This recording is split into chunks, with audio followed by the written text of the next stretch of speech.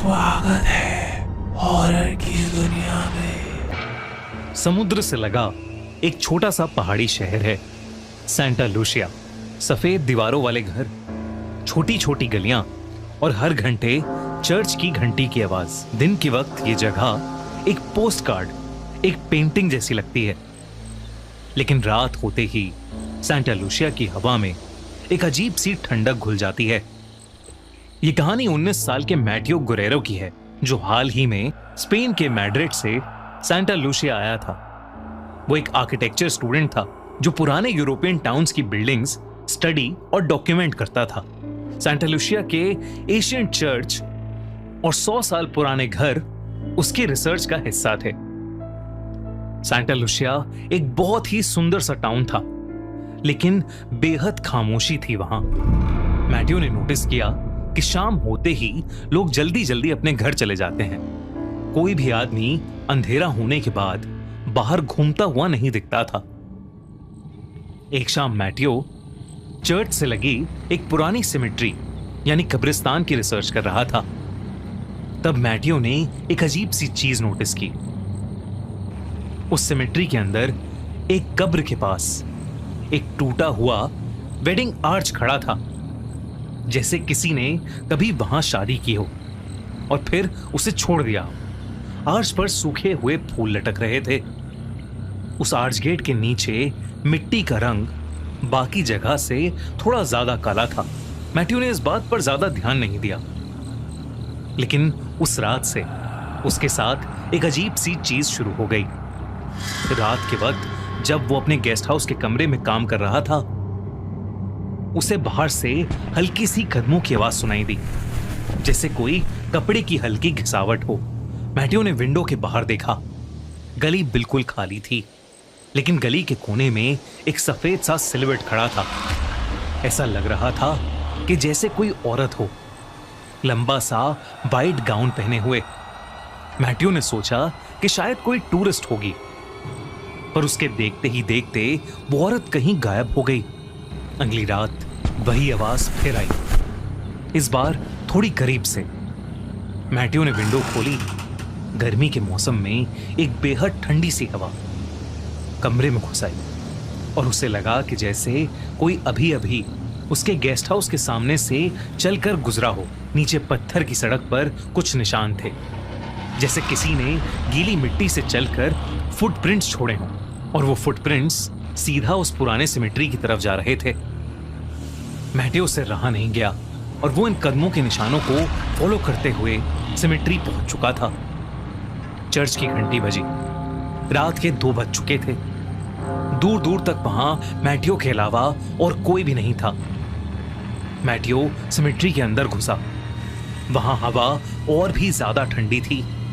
पुराने क्रॉसेस और ग्रेवस्टोन्स के बीच से गुजरते हुए मैटियो उस टूटे हुए वेडिंग आर्च तक पहुंच गया।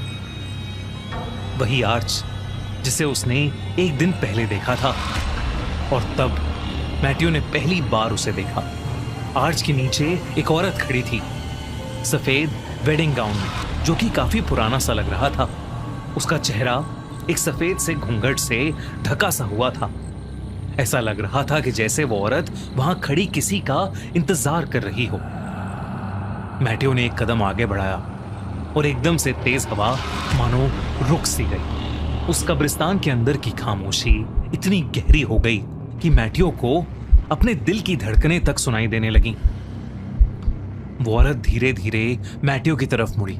उसका घूंघट थोड़ा सा हटा और जो चेहरा मैटियो को दिखाई दिया, उसे देखकर मैटियो के होश ही उड़ गए। उस औरत का चेहरे का रंग एकदम सफेद था। आंखें ऐसी भयानक जैसे किसी आत्मा ने उसे पोजेस कर रखा हो, और चेहरे पर खून के निशान थे जो शायद जम चुके थे, जैसे कई सालों पहले वो औरत खून के आंसू रोई हो। मैटियो ने नोटिस किया कि उस औरत के पैर जमीन को छू ही नहीं रहे थे। मैटियो का पूरा शरीर ठंडा पड़ गया और वो जैसे फ्रीज सा हो गया। पर इससे पहले कुछ होता, वो औरत हवा में घुलकर अचानक ही गायब हो गई। मैटियो पूरी रात नहीं सोया। सुबह जैसे ही गेस्ट हाउस का बूढ़ा केयरटेकर वहां आया, मैटियो ने उससे उस औरत के बारे में पूछा। केयरटेकर ने पहले कुछ नहीं कहा, लेकिन जब मैटियो ने उस कब्रिस्तान के वेडिंग आर्च का जिक्र किया तो उस केयरटेकर का चेहरा सफेद पड़ गया। उस बूढ़े केयरटेकर ने बताया कि यह कहानी 1889 से शुरू होती है। उस साल सेंटा लुसिया में एक शादी होने वाली थी। दुल्हन का नाम था इजाबेला रोमेरो और दूल्हा था हावियर मोरालेस। टाउन के सबसे खुश कपल के रूप में उनकी शादी सेलिब्रेट हो रही थी। मंडप उसी कब्रिस्तान के पास बनाया गया था क्योंकि चर्च में रेनोवेशन का काम चल रहा था। शादी की रात सब लोग इकट्ठा हुए। इजाबेला अपने वेडिंग गाउन में मंडप तक पहुंची, लेकिन उसका दूल्हा कभी आया ही नहीं। बाद में पता चला कि हावियर शादी से कुछ घंटे पहले ही सेंटा लुसिया छोड़कर किसी और लड़की के साथ भाग गया था। इजाबेला ने पूरी रात उस मंडप के नीचे उसका इंतजार किया। रात ठंडी होती गई और सुबह होने से पहले इजाबेला वहीं गिर गई।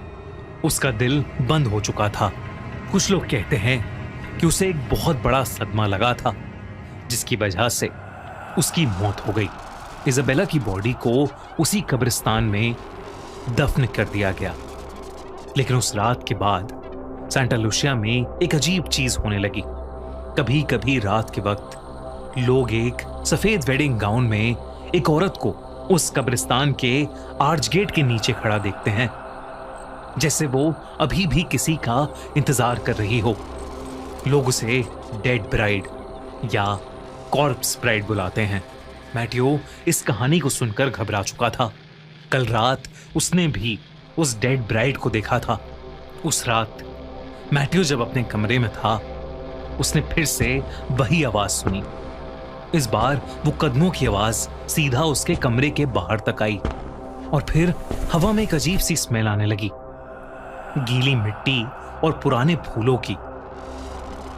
मैटियो अब घबराने लगा था। उसने धीरे से दरवाजे की तरफ देखा। दरवाजे के नीचे से एक परछाई नजर आ रही थी, जैसे कोई बिल्कुल दरवाजे के सामने खड़ा हो। और फिर उसके कमरे का दरवाजे का हैंडल अपने आप धीरे धीरे हिलने लगा। घबराहट के मारे मैटियो के पसीने छूटने लगे।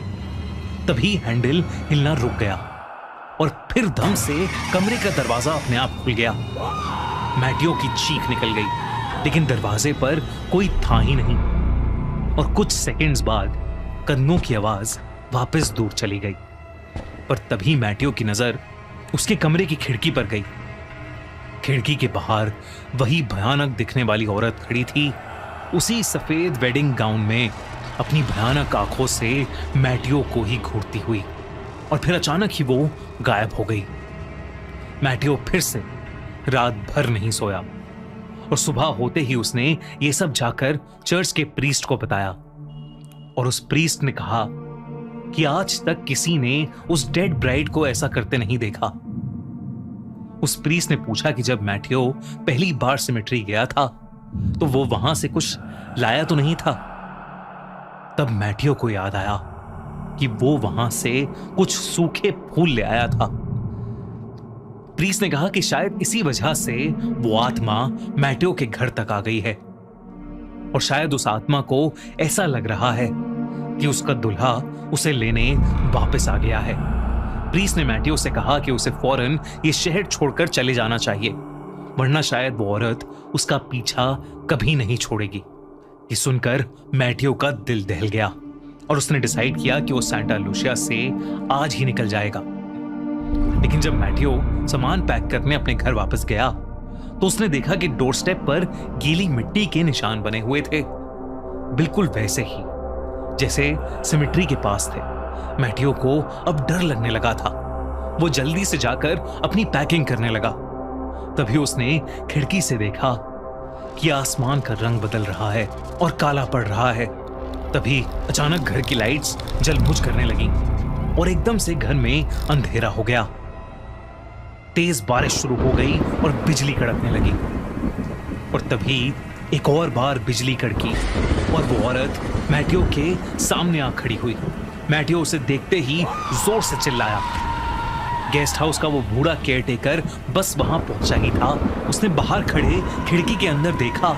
मैटियो घबराते हुए चिल्ला रहा था और उसके सामने एक सफेद गाउन में भयानक औरत खड़ी थी। वो भागा भागा घर के अंदर गया, मैटियो के कमरे तक पहुंचा, लेकिन तब तक बहुत देर हो चुकी थी। मैटियो वहां था ही नहीं।